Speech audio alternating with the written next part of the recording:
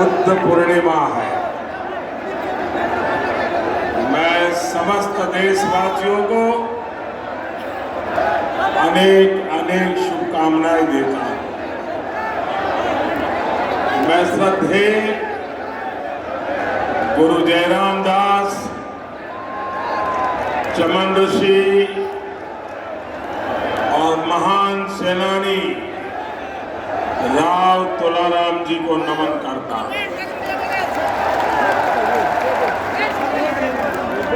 मैं रेजांगला के शहीदों और अहिरवाल की इस भूमि को प्रणाम करता हूं।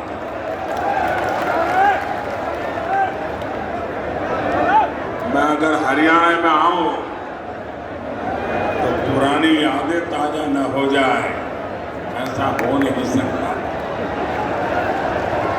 यहाँ भी वहाँ भी बहुत सारे परिचित चेहरे नजर आ रहे हैं, पुरानी पुरानी यादें भी, क्योंकि हरियाणा तो वर्षों तक एक प्रकार से मेरा घर ही बन गया था। और मैं बड़े गर्व के साथ कहता हूँ, मुझे राजनीति की बहुत सारी शिक्षा हरियाणा और पंजाब से मिली, और ये मेरा सौभाग्य रहा, इस मिट्टी ने भी मुझे गढ़ा है। 1995 का शायद कालखंड होगा जब मैं प्रभारी के रूप में यहाँ आया था। आमतौर पर प्रभारी आते हैं दौरा करने के लिए, मैं मुकाम करने आ गया था, यहीं पर रहता था। और उस समय हमारे मनोहर लाल जी संगठन का काम देखते थे। उस समय हमारे रमेश जोशी जी अध्यक्ष हुआ करते थे। तो रमेश जी, मैं, मनोहर लाल जी हरियाणा की खूब खाक छानी थी। मैंने यहाँ माताओं बहनों के हाथ का खाना भी खूब खाया। और हमारे नारनौल के सुरजा हलवाई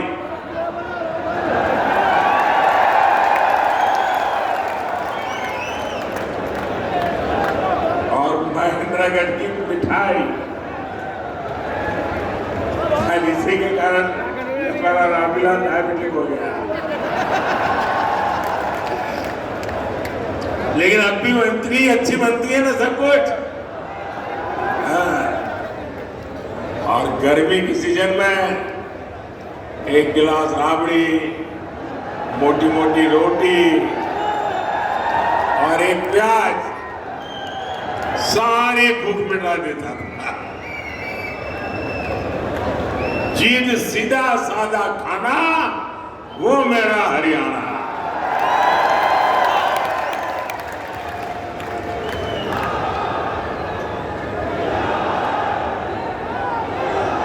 साथियों, हरियाणा के घी मक्खन का जोर आज पूरी दुनिया देख रही है। सारी भारत विरोधी ताकतें लगी रहती हैं, लेकिन मोदी इनके झुकाए नहीं झुकता।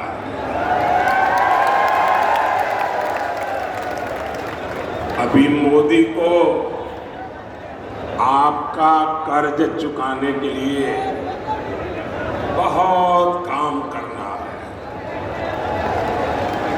हमारे हरियाणा को नई ऊंचाई पर लेकर जाना है, और इसके लिए जरूरी है फिर एक बार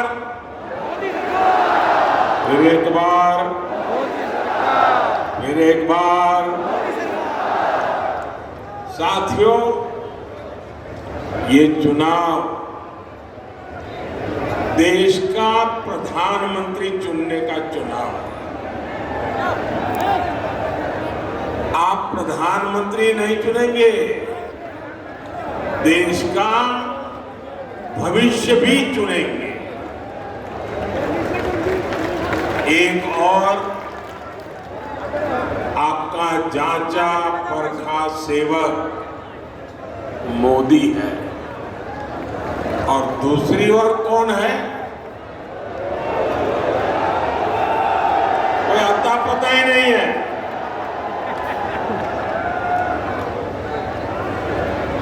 और हरियाणा के लिए तो मोदी मतलब शायद यहां हरियाणा में आपको कम से कम 5,000 लोग ऐसे मिल जाएंगे जो दूर से चिल्ला सके, मोदी जी जरा रुक जाओ, ऐसे कहने वाले 5,000 लोग मिल जाएंगे। यानी हरियाणा के साथ मेरा जो अपनापन रहा, हरियाणा ने मुझे जो प्यार दिया, और इसलिए हरियाणा का अधिकार भी मुझ पर बनता है। चलते फिरते मुझे कह सकता है, ए मोदी जी गलत कर रहे हो, ऐसा मत करो। इतना मेरा आपसे नाता रहा, और पिछले 10 साल में आपने उस प्यार में कभी कमी नहीं आने दी। इससे बड़ा सौभाग्य क्या हो सकता है?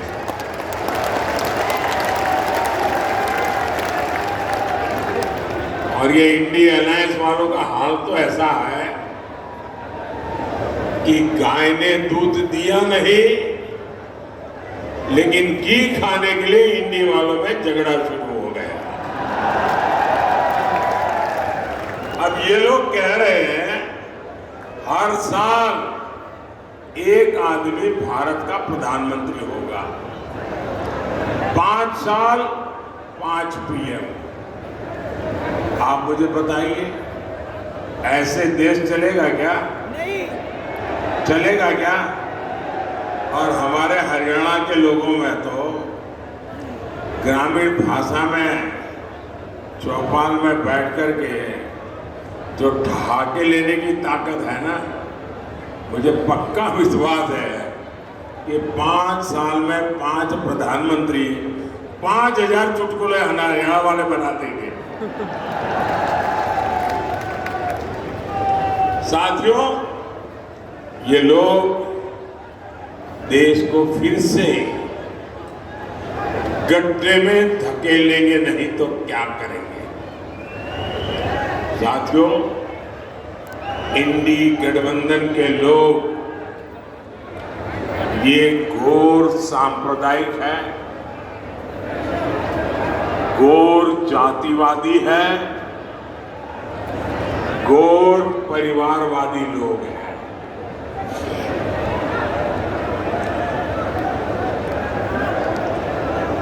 अरे वो ताऊ जी को परेशान मत कर रहे भाई, थोड़ा इधर उधर हो जा रहे हैं।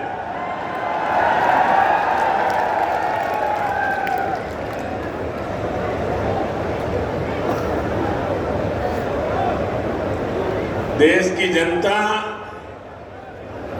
इंडी जमात के इरादे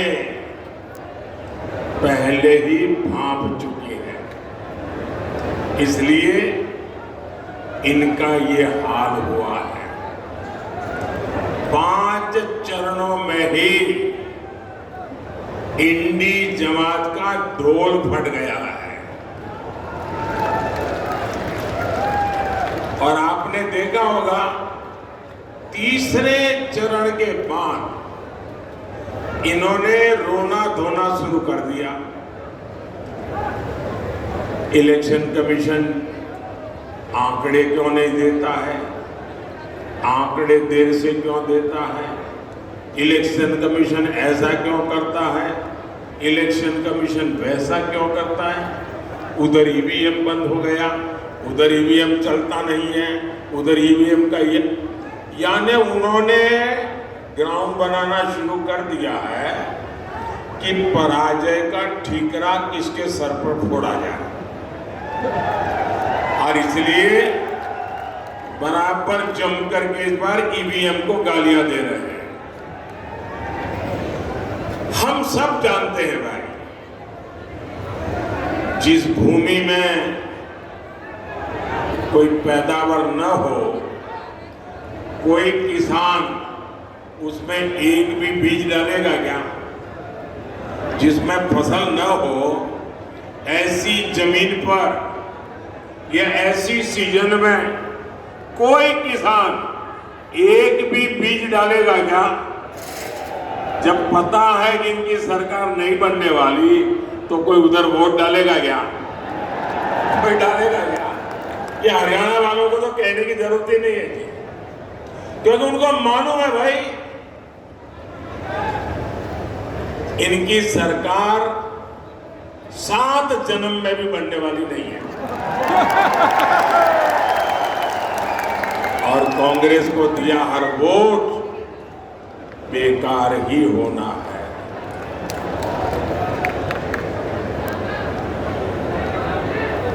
इसलिए आपको सरकार बनाने के लिए वोट करना है। और सरकार किसकी बनने जा रही है? किसकी सरकार बनेगी? बच्चे बच्चे को पता है किसकी सरकार बनेगी। साथियों, 24 के चुनाव में पूरा देश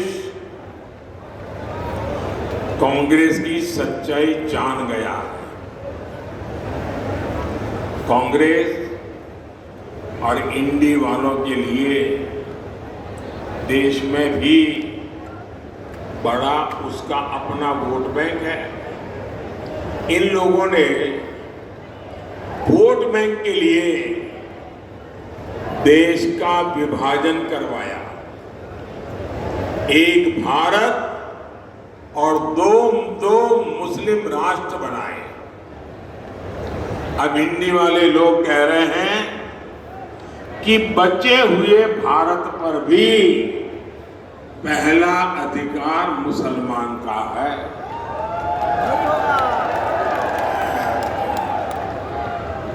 इन्होंने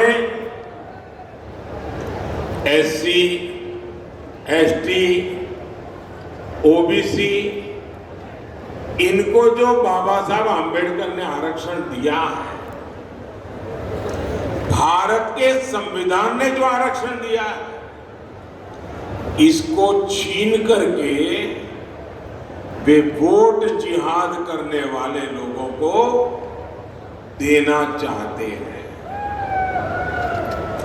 आपने कल अखबारों में देखा होगा, टीवी पर देखा होगा, सोशल मीडिया में देखा होगा, बंगाल की हाईकोर्ट का जजमेंट आया है और बंगाल में भी इंडी जमात का SC, ST, OBC के आरक्षण के खिलाफ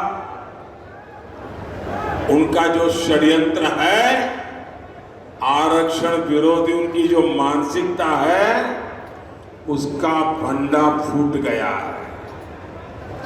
बंगाल में इन लोगों ने क्या किया? बंगाल में इन लोगों ने मुसलमानों को रातों रात OBC के सर्टिफिकेट दे दिया था। जो आरक्षण OBC को मिलना चाहिए वो सारा का सारा मुसलमानों को, और वो भी घुसपैठियों में बांटा जा रहा था। हाई कोर्ट ने बंगाल में पिछले 10-12 साल में मुसलमानों को दिए सारे OBC सर्टिफिकेट रद्द कर दिए। अब आप देखिए, कोर्ट न होती तो क्या होता? ये पिछड़े समाज के लोग करते क्या? ये मेरे दलित भाई बहन क्या करते हैं? ये मेरे आदिवासी भाई बहन क्या करते हैं? लेकिन साथियों, आप ये इंडी जमात वालों की मानसिकता देखिए।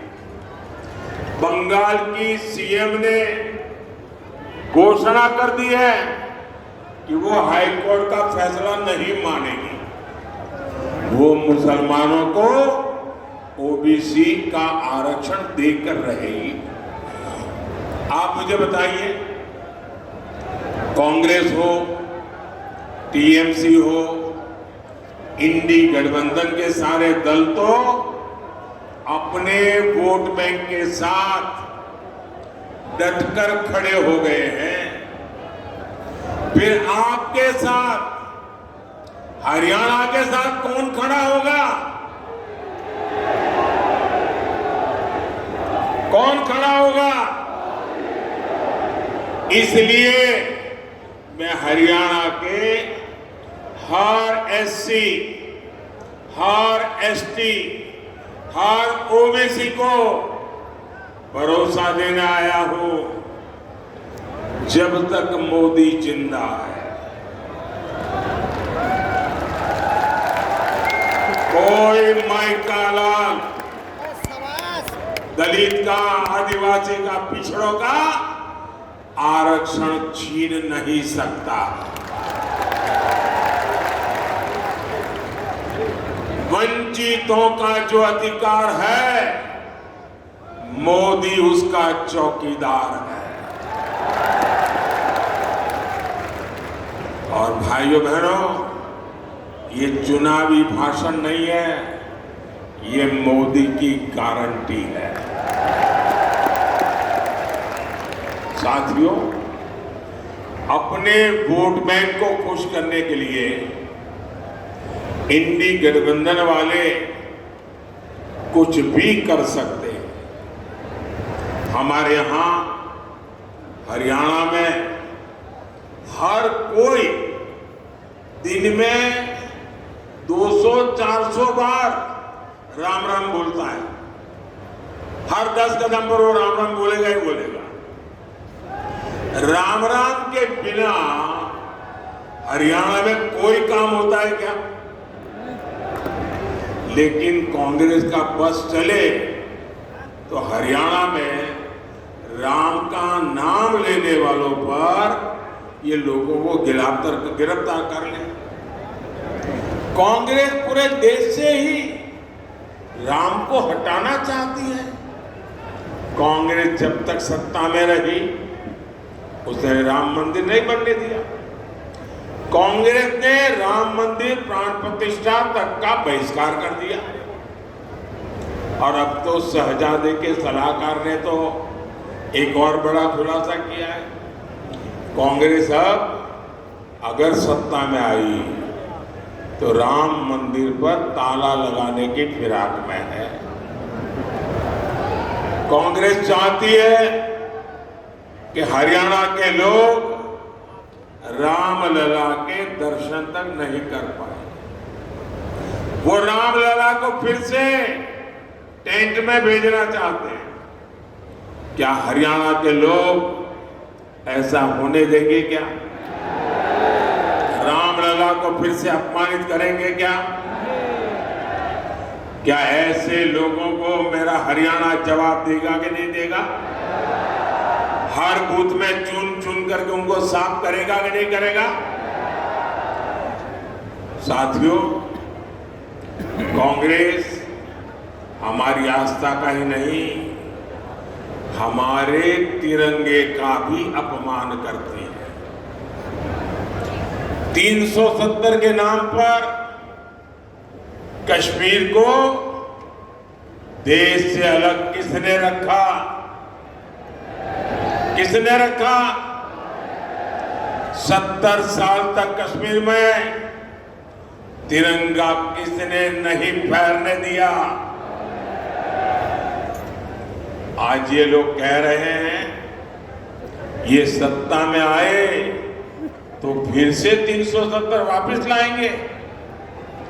क्या हम कश्मीर के हुए बलिदानों को बेकार जाने देंगे क्या?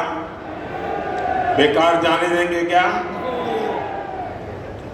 कांग्रेस के मंसूबों को क्या हरियाणा कामयाब होने देगा क्या? साथियों, कांग्रेस ने देश के पूर्व फौजियों के साथ भी धोखा किया। एक्स सर्विसमैन के साथ धोखा किया। उन्हें दशकों तक पूर्व फौजियों को 1 रैंक 1 पेंशन नहीं मिलने दी। कांग्रेस झूठ बोलती थी कि ओआरओपी 1 रैंक 1 पेंशन उसके लिए 500 करोड़ रुपया पूर्व फौजियों को देंगे। अब ये चुनाव जीतने के लिए पूर्व सैनिकों के साथ धोखा किया गया और कांग्रेस के जहन में सेना के प्रति, सैनिकों के प्रति नफरत का भाव भरा पड़ा है। और 1962 में पंडित नेहरू की जो ऑरा का गुब्बारा जब फूट गया, चाइना के हाथों में जो हमारी पिटाई हुई, उसके लिए गुनहगार हमारी देश की सेना को मानते हैं। और आज भी वो परिवार उसी मिजाज में हमारी सेना का अपमान करने के मौके ढूंढती रहती है। और उसी बदले के भाव से उसने 500 रुपये ऐसे ही फेंक दिया और कह दिया कि वो आरोपी हो जाएगा। वो आरोपी होने का मतलब क्या होता है, वो मोदी ने आकर के बताया। मोदी ने आकर के जब ओआरओपी लागू किया, वन रैंक वन पेंशन लागू किया, उन्होंने 500 रुपया का खेल खेला था, आपकी आंखों में धूल झोंकने का पाप किया था। मोदी ने जब एक्चुअली ओआरओपी लगाया, 1.25 लाख करोड़ रुपया लगा। कितना? अरे जरा बताइए ना, 1.25 लाख करोड़ रुपया। अब कोई मुझे बताए कहां 500 करोड़ और कहां 1.25 लाख करोड़? ये 1.25 लाख करोड़ रुपया पूर्व सैनिकों के परिवारों के बैंक के खाते में जमा हो चुका है।